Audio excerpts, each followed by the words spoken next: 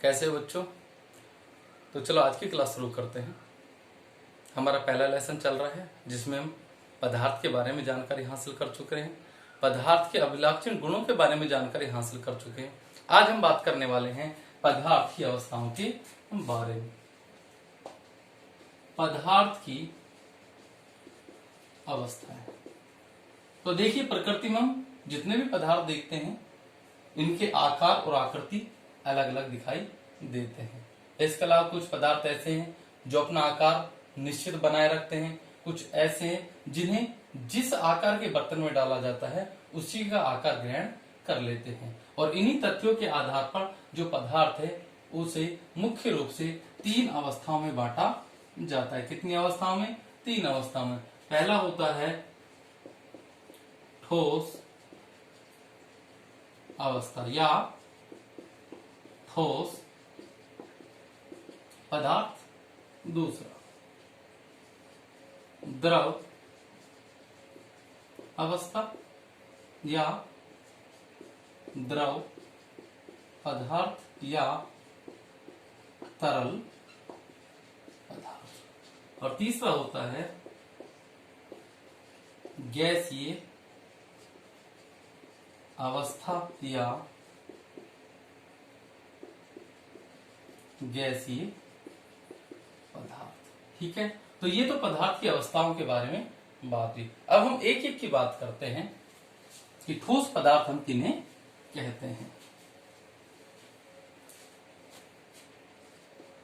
ठोस पदार्थ, तो ठोस पदार्थ को किस प्रकार से परिभाषित कर सकते हैं हम?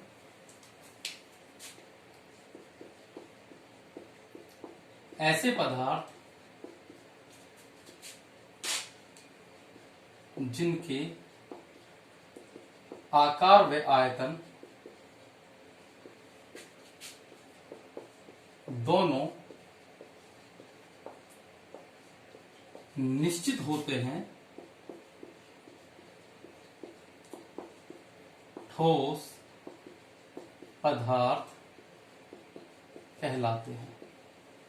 एग्जाम्पल की बात करें, ईंट, लकड़ी, पत्थर आदि। दूसरा द्रव पदार्थ। ठीक है, ऐसे पदार्थ जिनका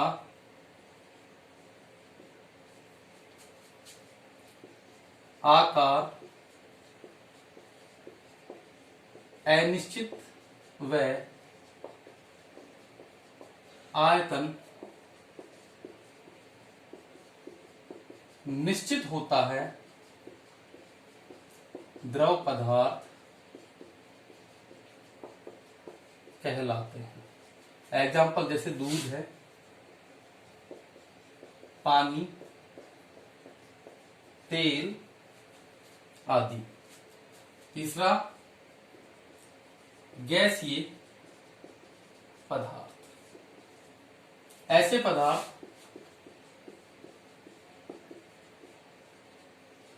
जिनका आकार व आयतन दोनों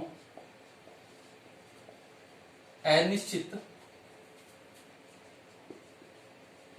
होते हैं, गैसीय पदार्थ कहलाते हैं। ठीक है, आकार व आयतन दोनों अनिश्चित होते हैं। अब ध्यान से देखिए, ठोस पदार्थों में यहां देखिए आकार व आयतन दोनों क्या है? निश्चित है। ठीक है, ठोस पदार्थों में फिर से रिपीट, आकार व आयतन दोनों क्या है? निश्चित है। द्रव पदार्थों में आकार अनिश्चित, जिस आकार की बर्तन में डाला उसी का आकार ग्रहण कर लेंगे, लेकिन आयतन कैसा होता है? निश्चित होता है।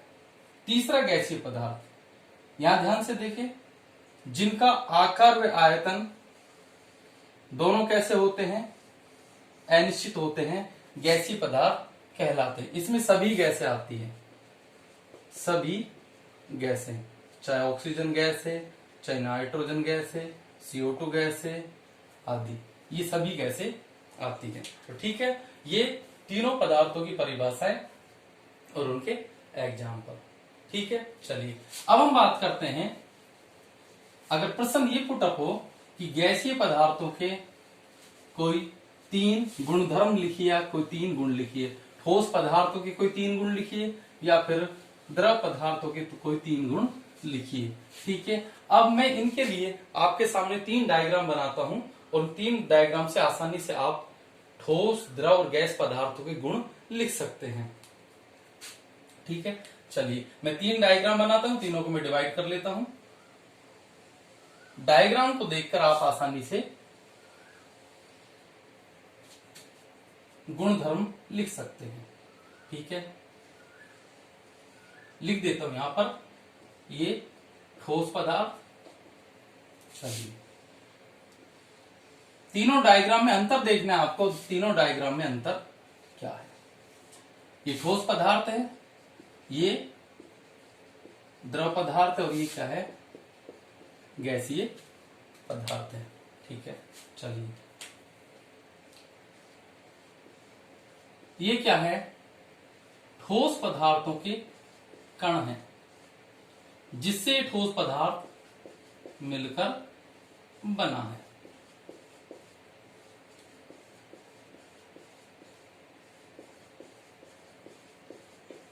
तीनों डायग्रामों को देखकर भी आप आसानी से ठोस पदार्थ के गुण धर्म, गैसीय पदार्थ के गुणधर्म और द्रव पदार्थ के गुणधर्म आप आसानी से लिख सकते हैं।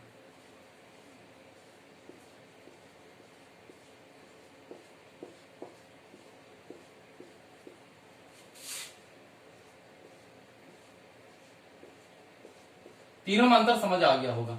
यहां पर देखिए कणों की संख्या अधिक है, यहां पर कणों की संख्या कम है और यहां पर कणों की संख्या सबसे कम है। ठीक है, अब इन तीनों के सबसे पहले ठोस के पदार्थ के गुण की बात करते हैं। पहला गुण, तो जो हमने परिभाषाएं बनाई है, 2 गुण तो हम वहीं से ले लेंगे। क्या, ठोस पदार्थों के आकार निश्चित होते हैं। दूसरा, ठोस पदार्थों का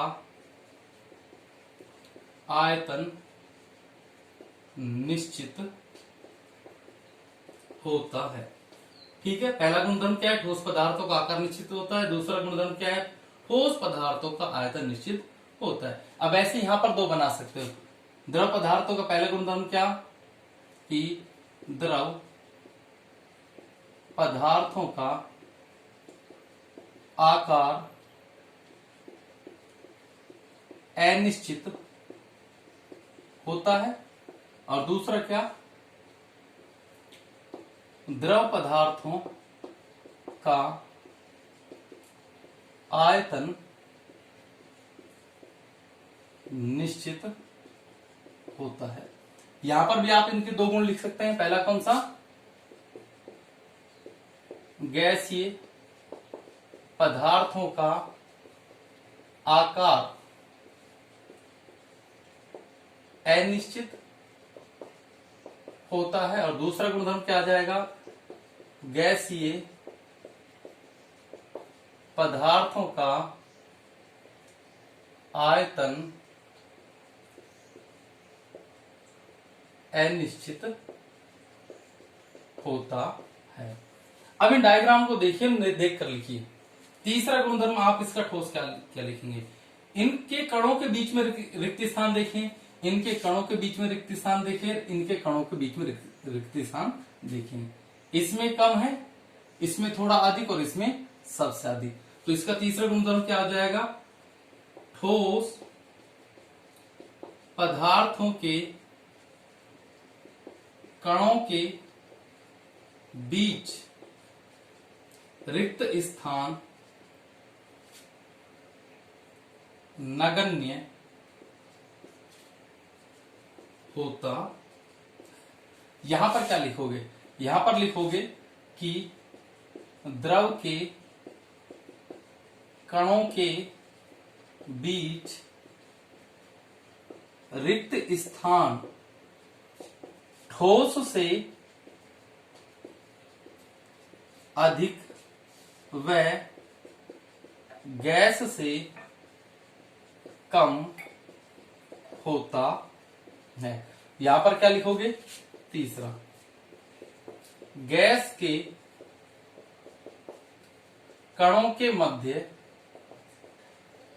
रिक्त स्थान सर्वाधिक होता है। ठीक है, अब इनसे आप और भी बना